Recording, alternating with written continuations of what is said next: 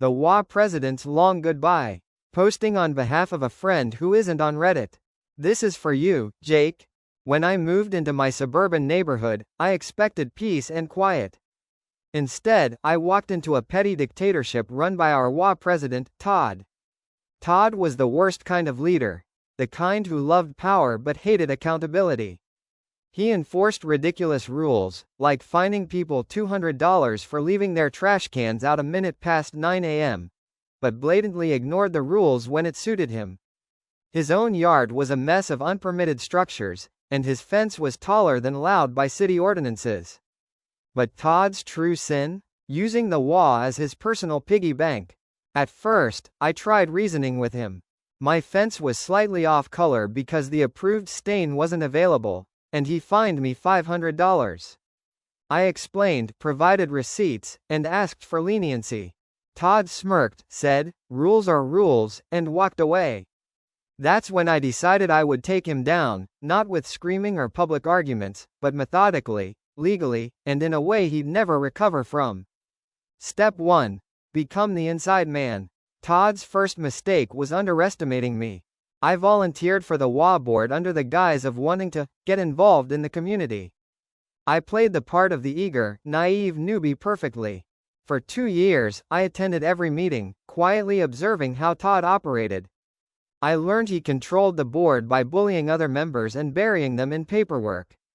He'd push through votes when only his allies were present and conveniently lose paperwork submitted by dissenting homeowners. I kept my head down, took detailed notes, and waited. My goal was to outlast his term as president so I could begin making changes. Then I discovered Todd's second mistake. He wasn't just a bully, he was a thief. Step 2. Follow the money. Todd loved to brag about how he kept the HOA's finances in order. But something didn't add up. The annual HOA fees were high, much higher than in similar neighborhoods, but the common areas were falling apart. The pool was closed half the summer due to maintenance issues, and the landscaping looked like it hadn't been touched in months. I started digging. As the HOA treasurer, Todd had access to all the accounts, but he was notoriously cagey about sharing financial details. I asked for the budget during a meeting, and Todd laughed it off, saying, "Don't worry, I've got it under control." I filed a formal request for the financial records, which, under HOA rules, he was required to provide. Weeks went by with no response. That's when I started talking to neighbors. Turns out, I wasn't the only one suspicious. Over a dozen homeowners had requested access to the budget over the years, only to be ignored. One neighbor claimed Todd had used HOA funds to install a new patio at his house, while another swore he'd seen Todd's kids at the community pool during its maintenance closure. Armed with these suspicions, I filed a formal complaint with the HOA board, forcing Todd to provide the records. He stalled, but I wasn't backing down. Step 3. Build the case. When Todd finally handed over the financial documents, they were a mess. Invoices were missing, payments were mislabeled, and some expenses were downright bizarre.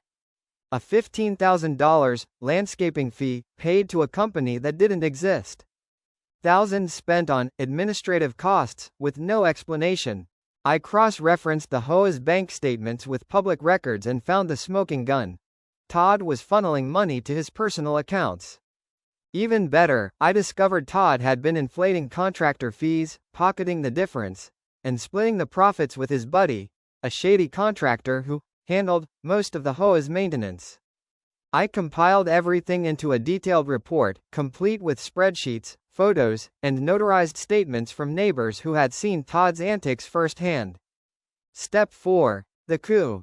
I waited for the annual HOA meeting, which was typically a snooze fest attended by only a handful of homeowners. But this time, I made sure people showed up. I spent weeks knocking on doors, explaining what Todd had been up to. I didn't share everything, just enough to get people angry and curious. On the night of the meeting, the room was packed. Todd started the meeting like usual, droning on about how difficult it was to manage the HOA and how much he'd sacrificed for the community. That's when I stood up. I calmly asked if he could explain some discrepancies in the budget. Todd laughed nervously and said, "I don't think this is the time or place." I replied, "Actually, Todd, it's the perfect time." I handed out copies of my report to everyone in the room. The mood shifted instantly. People started reading, whispering, and then shouting. Todd tried to regain control, but it was too late. I called for a vote to remove him as president. By the end of the night, Todd was out. Step 5. The final blow.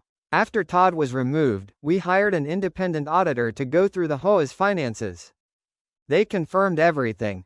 Todd had embezzled over $50,000, mismanaged tens of thousands more, and committed multiple counts of fraud. We reported him to the police and filed a civil lawsuit to recover the stolen funds. But it didn't end there. Todd's shady contractor buddy was also exposed and banned from doing business in the county. Todd had to sell his house to pay restitution and legal fees. His name became a running joke in the neighborhood, and no one would touch him professionally. With Todd gone, we restructured the HOA to prevent another dictator from taking over. We implemented term limits, required multiple board members to approve financial decisions, and created an online portal so all homeowners could access budgets and meeting minutes. The aftermath. Every time I walk past Todd's old house, now owned by a lovely family, I smile.